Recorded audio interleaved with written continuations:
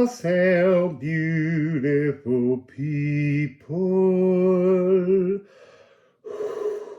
There's a need for breath, I want to say.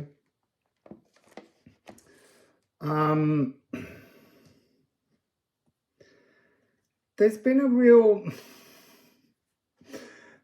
real fog since the last reading in Pisces.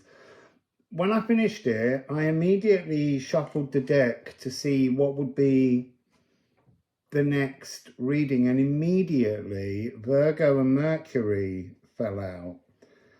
And so since then I've been sitting thinking about those two. Obviously Mercury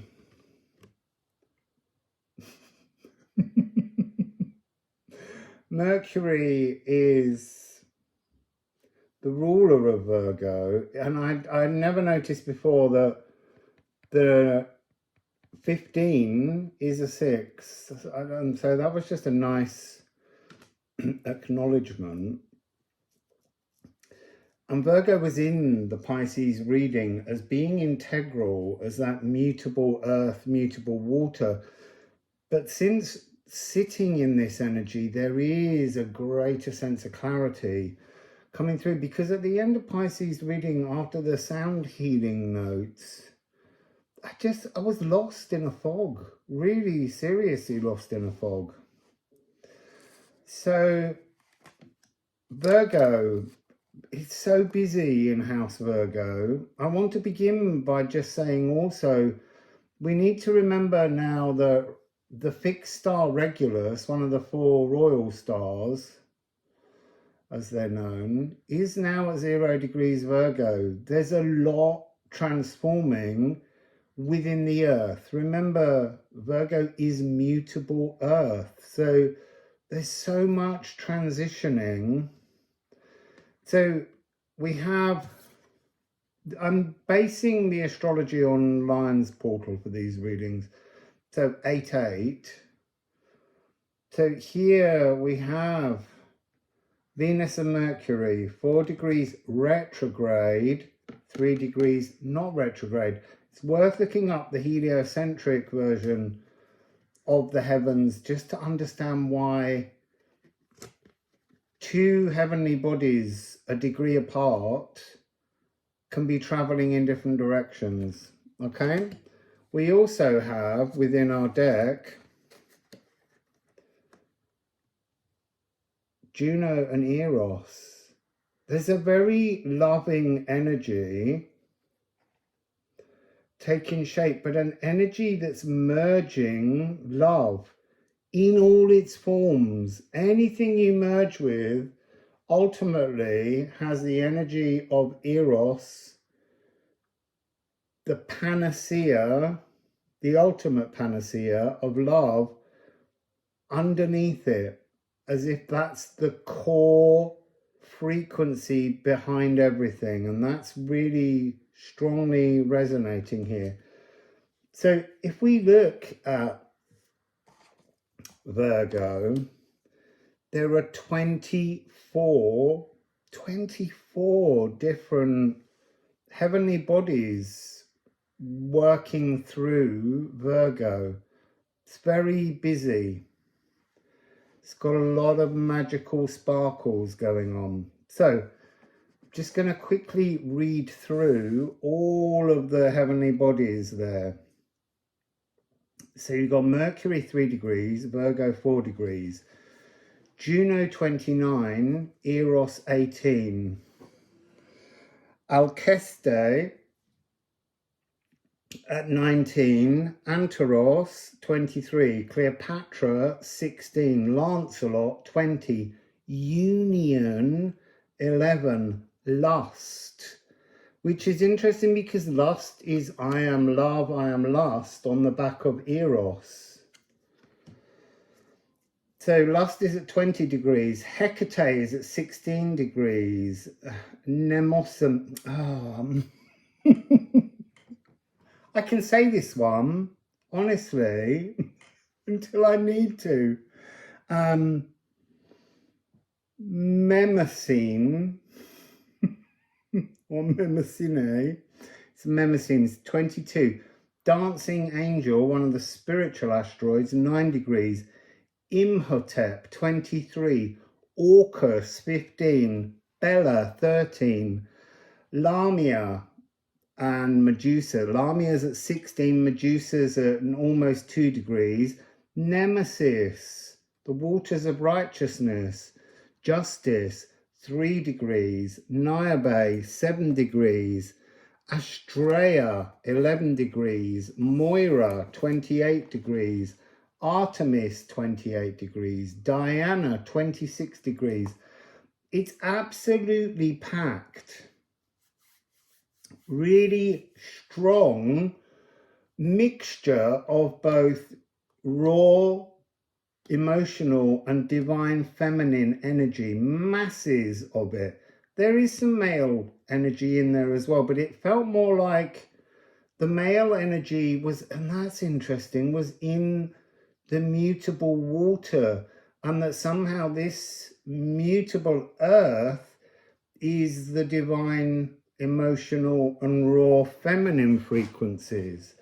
Because look, it's Virgo, it's all to do with planting seeds, it's all to do with reaping what you sow. Remember in ancient civilizations, the planting of seeds, the preparing for life was carried out by the women. It wasn't carried out by men. They were off doing their calends of Mars energy, protection energy, and this is about developing the seeds for life. So let's just look at briefly. I don't do briefly. So we've got Virgo and Moon in Virgo. So Virgo is condensing ideas, the concert administrator, and obviously it's G sharp. So let's.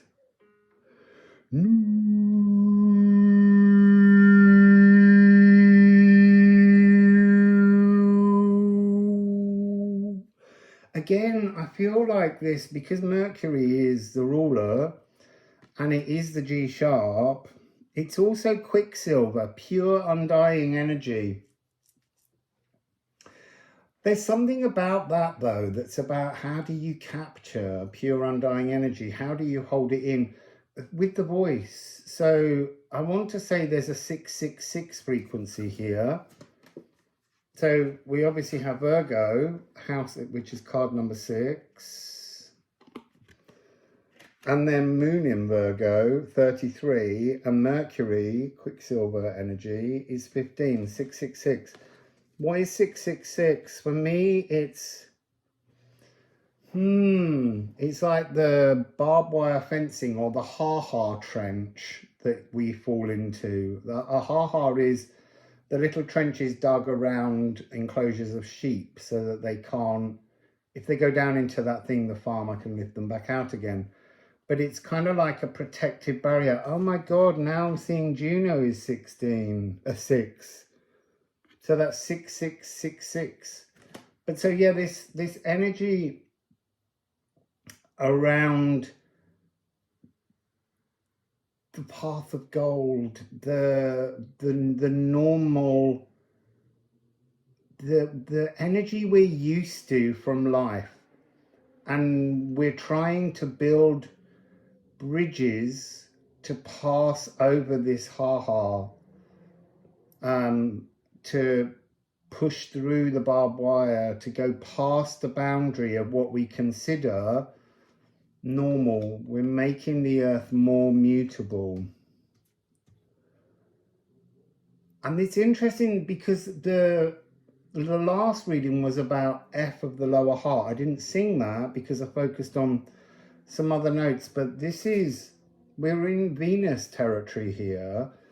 And although it's often said that Venus doesn't really like being around Virgo, I just think that's bollocks.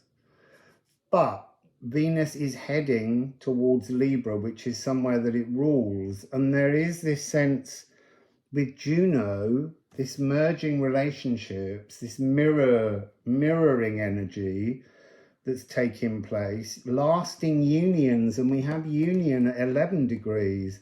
There's all this, there's an enormous amount of possibility just in the house without us even looking at what we're going to look at next. So I want to remind you of how Virgo is the very largest of all the constellations apart from Hydra. So it's the penultimately large, but it was once bigger in many ways because it used to contain Libra and Scorpio as one huge constellation. And I want to remind us of Virgo holding the scales of justice. Again, this mutability allowing us to have a playful exploration through love, through the ultimate panacea. I mean, look, Venus is the heart's desires through love, and then Eros is almost the soul's desire through love, and Juno is here to merge love inside our vessel, to learn how to love ourselves so that we can truly love another. And there is truly an energy here of a promise of meeting a mirrored soul, meeting the first person in your life who energetically you're going to truly merge with, because that's part of this energy, is the merging, to remind ourselves of what it's like to be in the higher realms when we are merged with other souls. So there's something here about this that's showing the possibility of opening that doorway. So I'm going to put all of those cards back in to the deck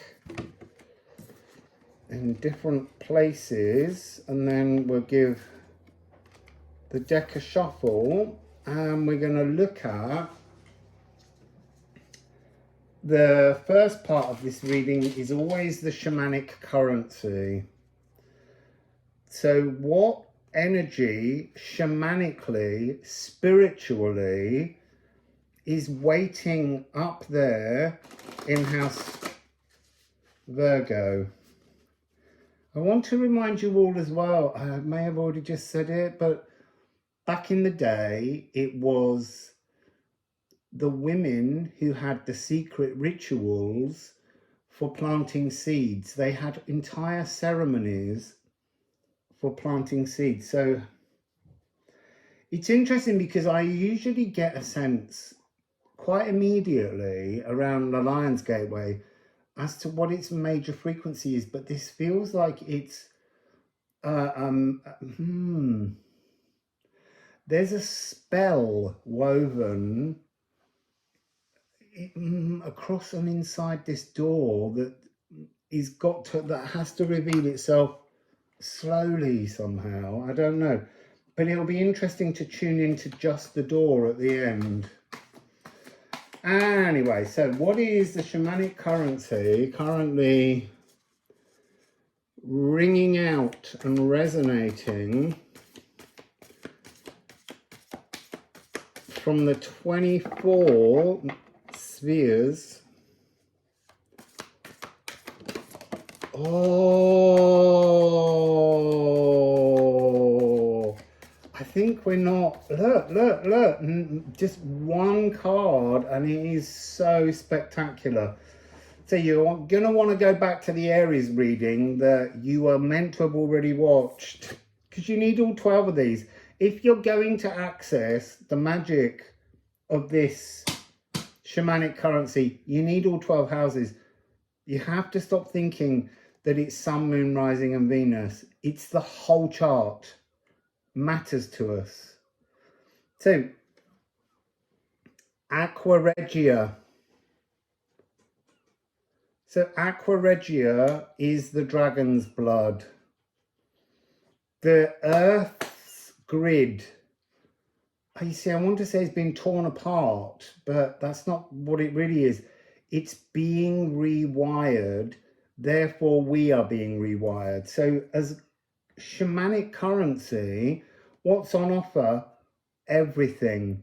The mind, the dragon of creation, the mason of the multiverses, the establisher of every known law, ineffable and unknowable universal oneness. From polyphony, from being all over the shop, to being completely divinely centered. You see, I now feel like it's the dragon's portal this year. It's not the lion gateway, it's the dragon gateway. Or a chimera, or some kind of maned dragon. It's a dragon gateway. It's bigger than the lion's gateway. It's divine. It's trying to bring us an energy of connectivity throughout everything. That's a bloody big door.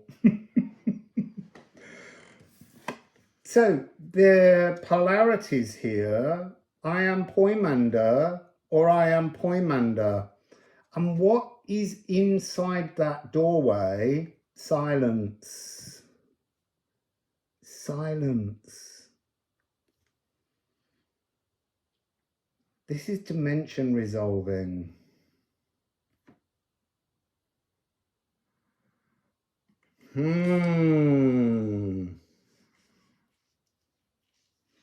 So we're just going to have to move forwards to the cosmic balance sheet. What is on the cosmic balance sheet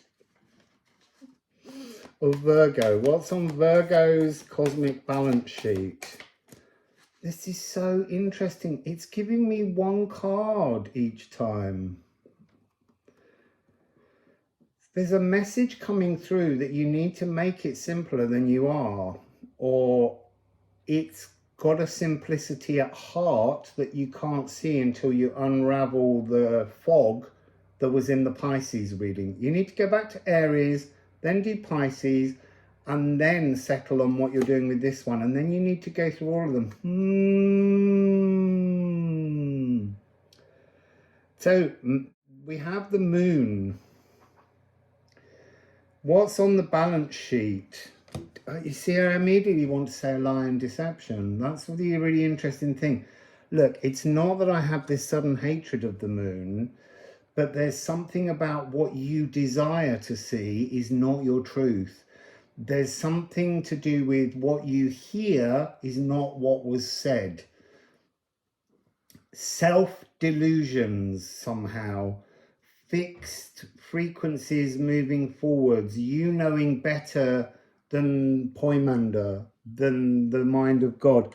This is the shadows we keep. And the hidden soul moods. Ghost moon echoes. Isn't that on here somewhere? No, that's interesting. That's on the other side of the moon.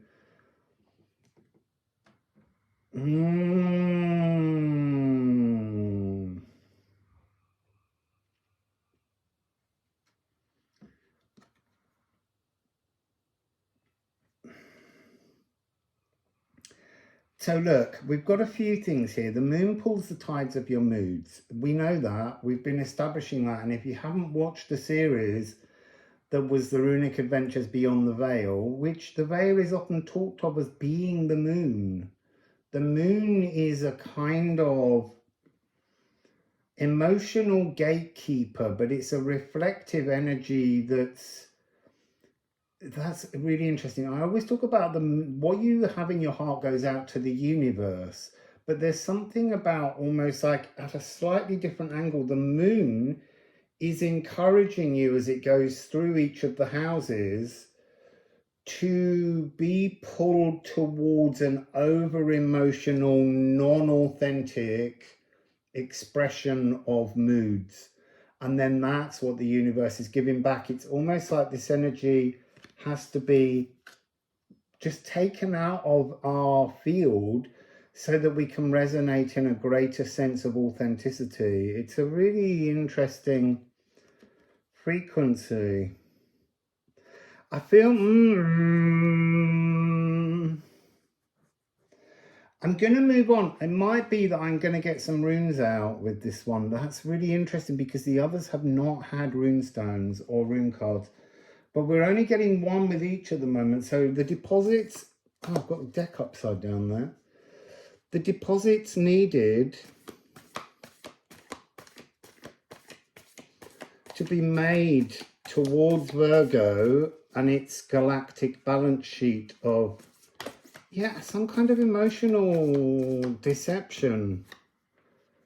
You see, these three cards didn't fall, which suggests to me these are energies you can't see because you're being blinded by the moon. So what do we have? Purify.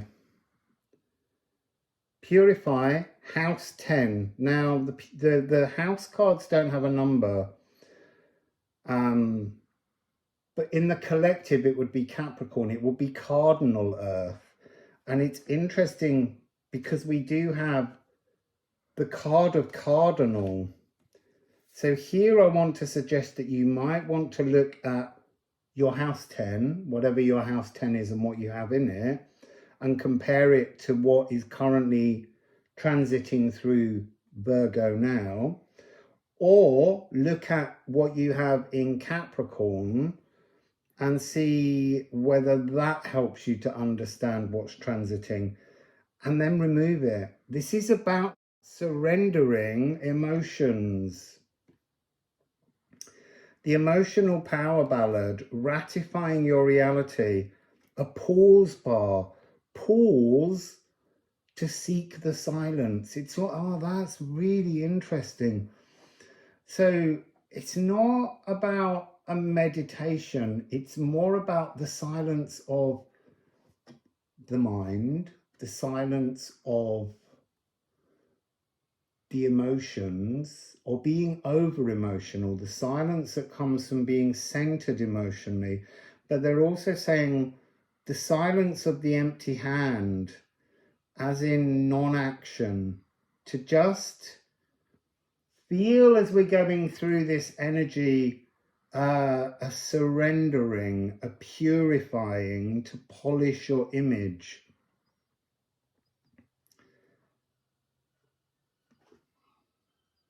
You see, purify is 10, 7-3 is 10, remove is 8-2, which is 10, sulfur's 9. Something has to go to achieve the new one, to achieve the motion of completion, a new beginning. And it could be many things. True soul ablutions, truly purifying yourself, whether that be with water, whether it be with sunlight, whether it be with smoke. It's understanding your projected inner landscape in the absence of the influence of the moon. I am completely fascinated at the moment by this story that's coming through of how the moon can be an emotional narcissist, and it's got us in its grip, and it's kind of swinging round and winding us and binding us and clattering around, creating this problem. Aqua Regia, Poimanda, will dissolve that pain. So we have a 13/8 rhythm. Yada da da da da da da da da da da da da da da da da da da da. So that's 3 3s and 2 2s to make 13 and a 6/8. It doesn't have to be that way, but it's a good way of looking at it. Have a look in your natal charts at what you have in cardinal signs. The cardinal modalities being Aries, Cancer, Libra and Capricorn. Work them out, pause in them, clear them, remove them. So, I am pure, I am polluted from Purify. Witnessed. I see, that's interesting. Witnessed. You need to witness you in this pause stillness to become witnessed by others. That's interesting. Sincere and heartfelt intentions. Continuing your life path peacefully. And you're kind of removing flawed spiritual philosophies. And it's asking you to look at the influence of the shaping parent, but I want to say the influence of the shaping mentor, not centaur, mentor. So sulfur, I am luminous or I am shrouded.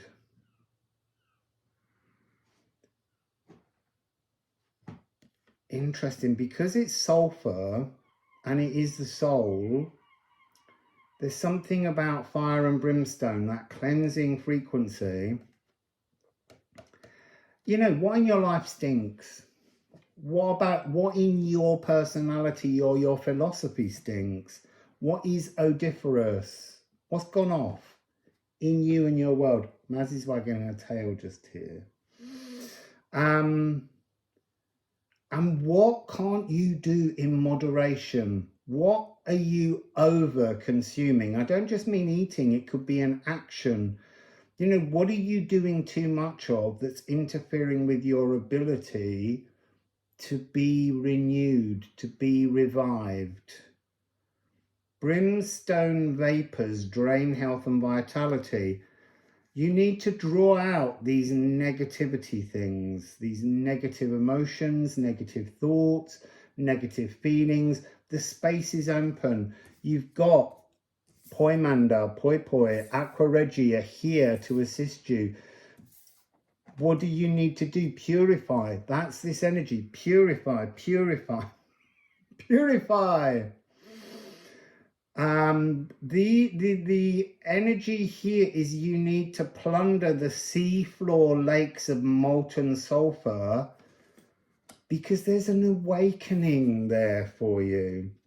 And do you want to stay inverted or do you want to become converted? Do you want to convert yourself? Shadows lit from different angles. You're still you, but you're lighting yourself differently and seeing something new. So you're moving your position to change the outlook.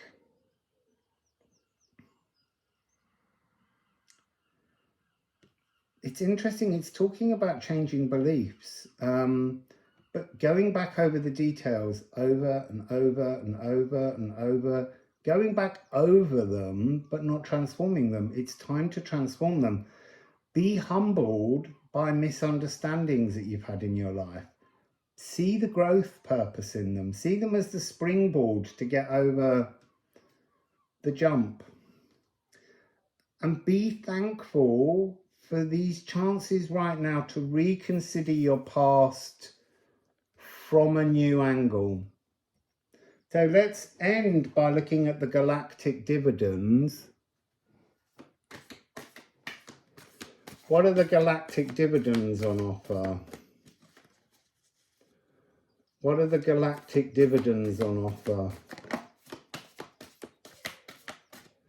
Again, two energies that you can't see but are coming, that you can work with. It's really interesting. Phallus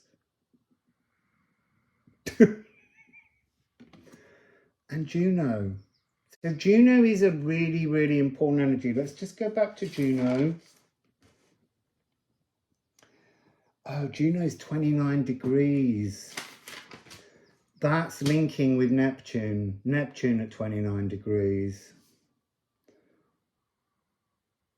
Opposition. It's an opposition energy.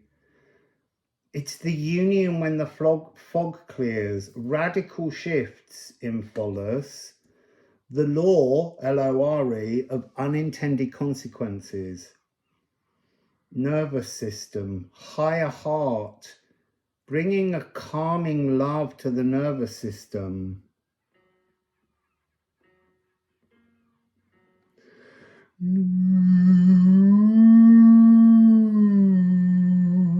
Also, though,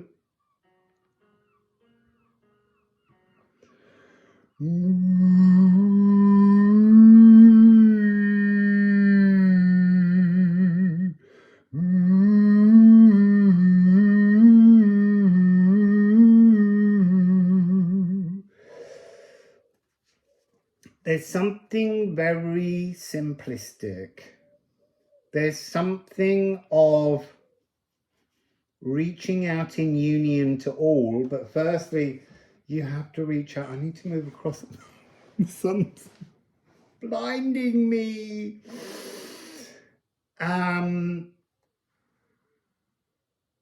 So there's, you see, now I'm getting this energy of allow the cooling of the breeze. I've been getting really, really hot all the way through this energy, this reading. And now there's a sense of a cooling breeze.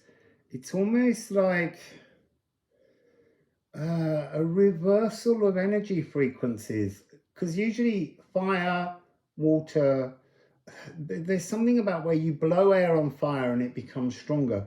The earth is allowing the fires within us, the rages within us, to be gently calmed. That's what this purifying is.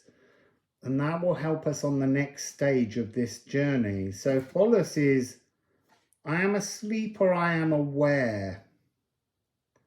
You see, and that's different to being awake. It's aware. You're aware or you're asleep. You're not aware. So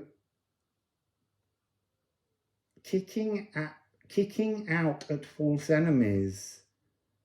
So there's something here again about a transformation of the delusions that link to the Pisces reading. That confusion that came in at the end is really strong. And be willing to shift damaging behavior. This is about appreciating the choice in outcomes.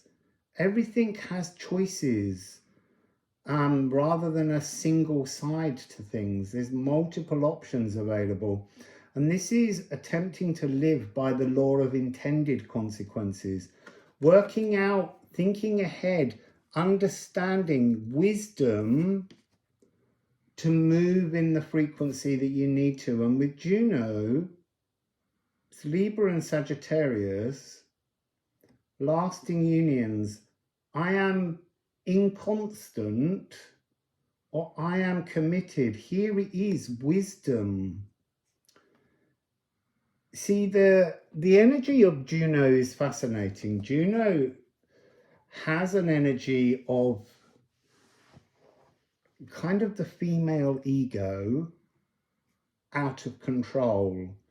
It can be a very destructive energy. It's kind of that spiritual egotism energy. It can be a dangerous frequency when used wrongly. It can be vindictive. It can be threatening. This energy can be really strongly pulled by jealousies. The queen who misuses power when threatened. And it's also to do with this energy of an aching maternal abandonment, rejects all love. So for some, this energy really will be about feeling. There was the shaping parent. Where did I see the shaping parent?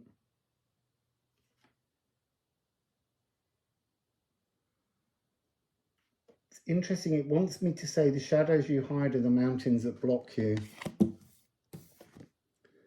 Where was the shaping parent? I'm sure I read the shaping parent.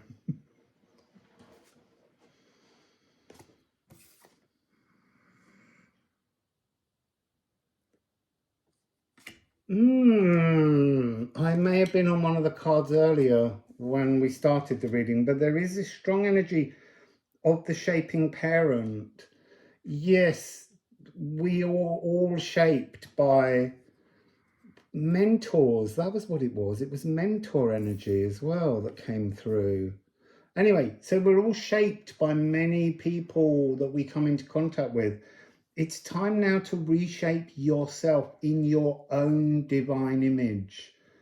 That's the point here. This is also knowing your direction, knowing your law of intended consequences through Juno. And it's bringing in an energy which will, let's wait and see when Libra comes up. But there is this sense of being on the cusp of both Libra from Virgo and then Aries from Pisces. shifting, but in both a forward direction by going backwards. It's kind of like a strange timelessness, but there is something in this about merging with ourselves and then finding the chance to live woven with another. There is something of an incoming, beautiful, harmonious, mirrored, merged relationship, but it isn't just yet. You have to find you first. You have to become your cosmic +1. So that's a reading. Let that cool breeze come in. It's really beautiful. It's like there was all this fire and heat and sulfur and fog and choking energies, but underneath it, the 24 heavenly bodies in Virgo, there's so much of the loving asteroids in there, and there's just a handful or so of the negative ones. So like when I talked about Lamia, Medusa, Nemesis, Niobe, they're about being able to just truly release and surrender discordancy. So we're going to reap what we sow. So let's sow some good shit. Wassail, beautiful people.